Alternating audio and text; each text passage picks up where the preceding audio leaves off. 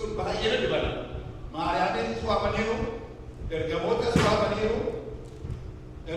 suwaamaniiru, ittaan sanii namoota hiyyaa isaanii waamaniiru, namoota waaman sana listii namoota waamanii gaafa baasanii maqaa Yesuustu keessa. Mee ameen jedhame. Maqaa Yesuustu keessa maaliif? Namoota duwwaa fira duwwaa hiyyaa duwwaa waamisa. Ergamoota duwwaa suwa. Maariyaamiin duwwaa suwa. Hundumtuu iddoo qabu Yesuusin waamaniiru. Yesuus immoo waamee nama. Waamicha namaa hin kabajamu. Hedduufi gaafa waamicha sadatti eegama. Inni waaqas namas sadatti eegu waamicha dhufe. Waamicha dhufee mana waamichaa dhiqee gaafa taa'u keessummaa jalqaba isa keessummaa ture waa waammatanii. Nyaachuu duwwaa dhufne qooqaa waa dochuu dhufe. Boqochuu duwwaa dhufne Yesuus boqochiisuu dhufe. Manicha keessatti maal ta'e utuma turini inni dhugaan dhume.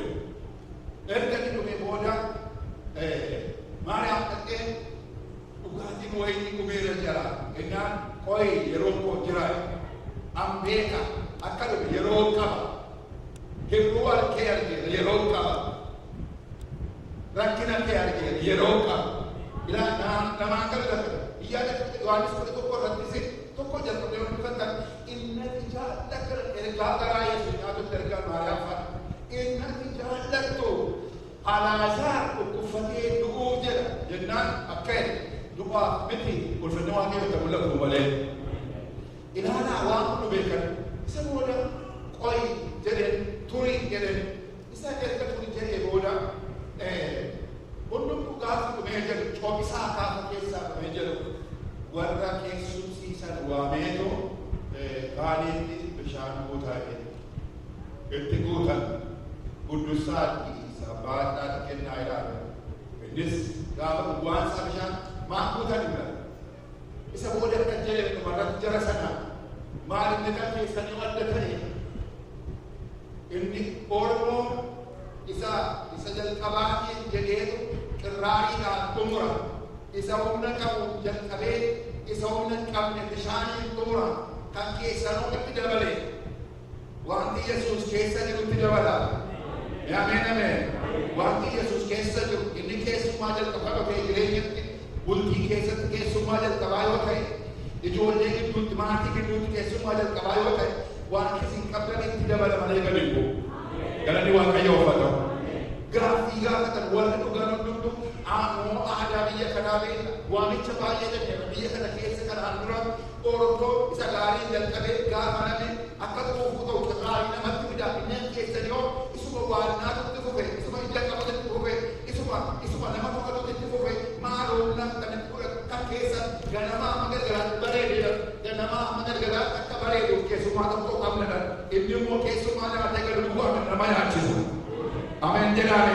Keessummaa qaawwaa namaa ilaalee galeemaa nama waan ta'e isa jedhu tuun ta'ee isa qaawwaa nuti jedhu ameen jedhame. Namni tokko mana namaa dhaqee qaawwaa ilaalee achitti dubbatu galee maal ta'e Yesuus akkasiin jedhu. Inni gaafa dhufu duuchee gala. Qaawwaa duuchee seenaa jijjiiree mana sirreesse isa jallate sirreesse isa qaasamu isa boollate duuchee. Galanni Waaqayyoo haa ta'u. Keessummaa jalqaba. Phexroositu keessumsiise. Jecha Yesuus hojiirra oolche. Maqaa laasiniin jedhama. Jecha isaa hojiirra oolche. Wanti barbaade. Inni lammaffaa maal barbaachisaa jiru? Keessumsiisuu taane maalummaa ofii beekuudha. Maalummaa ofii. Bara kana keessan yoo ilaaltanii hamma maalummaa keenya baruudhaaf qorannoon kun kan namaatti dhugan. Yoo nu gaafatanillee waa'ee keenya waan jedhu baay'ee qabu waa'ee nama ammatu waraqata sirriitti keenya waa lama sin gaafadhe wanta ulfina Waaqayyoo isaa ormaaf haa ta'u abaluu wal kana kenna jedhaa barreessaa jedhee gara duukii 5 wal sirriitti kenne waa lama barreessi. Tokko anaaf kennii tokko immoo anaaf namaaf kennaa. Kan anaaf kenni duukii afur waan walitti fakkaata. Kan namaaf kennaa immoo tokkoyyuu waan guutuu walitti fakkaata. Waa'ee yoo gaafatan waa'ee keenya beekuurra waa'ee namaa baay'ee beeku. Kan keenya naasuun malee kan namaa baay'ee haasa'u miti.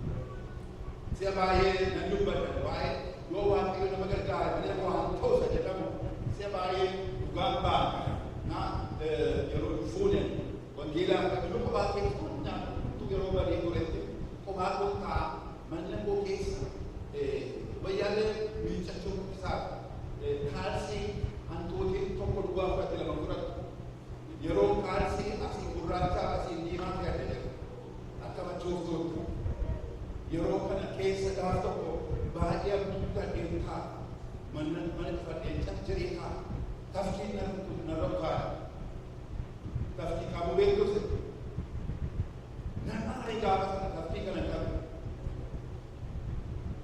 kuba lamaanin tafkii qabadhee aariidhaan sukkuu hamma godhu kuttu sukkuu maal waaqa tafkii illee manatti nagartee jedhee waan guddaa balu tafkii illee isaa manatti nagartee sukkuumee gaafa nagaatu amma tafkii guddaa jedhee tafkii duwwaa ta'e malee jedhee ishee kun duuteetti gaafa jedhu akkuma duwwaa sukkuma ishee guddaa maannaan jedhe godhu waaqayyo yoo nama gargaare malee tafkii kamuu hin danda'u kuba biqoole dheeraa ta'e argate tafkii qabu yoo waaqayyo si gargaare malee hin danda'u maaloo tunaanima nama fuudhee yoo waaqayyo si gargaare malee hin danda'u jedhaanii kanaafuu tunaanata waaqayyo si haa gargaaru jedhaanii guddisaa waaqayyo haa gargaaru jedhaanii eeyye isa booda maalummaas hin dandeenyu nuyi qabuu hin dandeenyu humna hin qabnu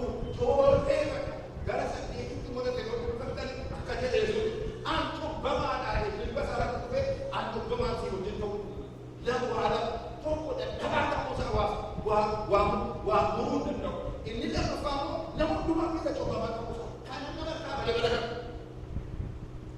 nullee yoo gaafatan hin beeknu nuti hin beeknu isuma beeknu amala jedhe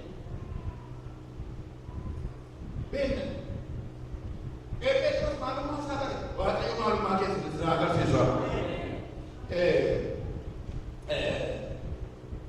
wanni sadaffaadha gara tujubaatti galii kun kan barbaachisu maalummaa ofii beekuu duwwaa kun ta'e gooftaa dhagaanii akkuma gooftaa dhagaanii akkuma hin beeku shaakala gooftaa dhaga'uu qabu isaaf keessummaadha yesuus garuu gaafanni kwantu achi dagote atau ego pun ganti dengan mau ganti dan apa jadi atau ego dapat walaupun kan dia cina cakap sifat macam kata dan dia pun kewan ni jadi boleh emak apa pun boleh berharga nabi orang yang mati toko bagian jalan dah dijual dari atau gas nama budaya seorang nama budaya yo aku baca atau baca atau ambil teman gaf toko wakai hari mati ini ini wajar menjaga syariat wakai kerja hamma atau jadi atau si tidak ada wakai kerana ni wakai yo kata kau bahasa kata dua dia semua aja kena jaga nanti budaya yo aja tidak jaga Kasih atau apa ni cerita dia kepada waktu. Nama kerana kita dulu. Gak kita sahaja. Ini nama waktu ni dulu. You food ada di kata berubah atau berubah itu sana. Maka kita cakap tadi itu. Kita sahaja kumpulan kita tadi saja. Isa dua ini. Terbatas. Nama kita berapa pes? Different. Terbatas. Cosa baca? Bahasa baca itu, kasih baca itu. Jangan dikau orang kata dijual jadi seorang ada apa? Kau jangan atau nama bahasa ini atau pun sama itu kalau mereka macam mana? Amin. Amin jadi amin. Malum mana apa maupun format ini. Nabi orang kau sesuatu logo pun Aki, kofi, sadarkati mulbau khaadajir kepada macam. Gapa ni asyalman sebenarnya lebih akuan gamat tak terbakar jualan. Aki kahaku ke ini, wahai ayat sadarkau lana sebasul wasi dijaraja. jedhe. Akkasuma waaqni. Kifaaraa jedhamu mana waaqni. Abbooma haa ta'u tola jechuudha.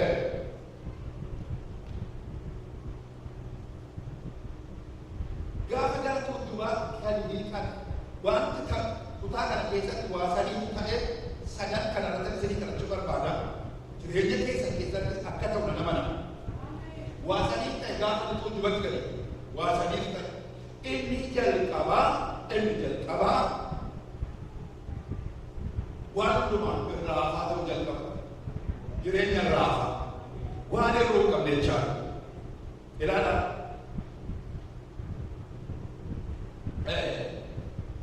Akkas jedha kiyyoo isaanii akka jedhe Pheexroos halkan guutuu akkuma dadhabaa godhe dubbii isaa eega dhaabee booddee Simooniin gara tuujubichaatti qurxummii qabuudhaafis kiyyoo keessa darbadhaadha.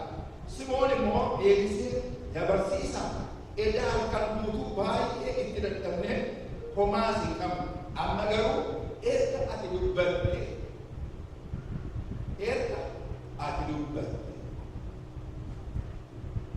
kaleessa waan tokko isiniif jedhe dubbiin Waaqayyoo humna qaba. Dubbiin Waaqayyoo haala jijjiiru ilaalcha namaa jijjiiru. Ameen jedhame. Isinni baame tuun kunan fide akka dhaggaar na dhiba. Lafa waan jirre kutaa keesse irraa fagaattee rooni darbatte yeroo isheen keesse siqsiqee sagalee ishee dhageessitee boossettitu Waaqayyo Waaqa kaasee gaafa aggaar maal taate mucichi du'u ganaa maa jedhu mucichi inni du'aa jettee darbattee galtee du'aa mee jedhame jedhe achi Waaqayyo waan tokko godhe ija ishee banee gaafa iji ishee banamu achuma bishaan isin immoo rakkinni isaa rakkinni addaa rakkina bishaanii miti rakkina ijaara rakkina ilaalcha namni baay'ee rakkinni isaa kan waan gorsa baay'ee jaalladha yeroo baay'ee satti dabarsa yeroo biyya keessaatiin jireenya namootaa hundumaa namooti kaawunsiliingiidhaaf beellama qabatan dhufan namoota hundumaa qomoo kam keessaas jireenya amantii adda addaa keessaa seetu nagar inni kaanne beeka kaffalanaa jira warri beeku anoon tuffachiisu jira dhufanii maaliif inni tokko inni bu'aa argate dhaqee islaama sinirkasa sana sinirka annama dhufee eeggani bu'aan maddii kan saayikoloojistii miti maddii gorsa kootii kana dheeritti agarsiisa jalqaba kana keessa jira dubbii kanaa argamne hidheen akka utuuni mirga isaanii ittiin bu'in jalqaba tokko lamadee waaqayyo tokko badee gaafa kana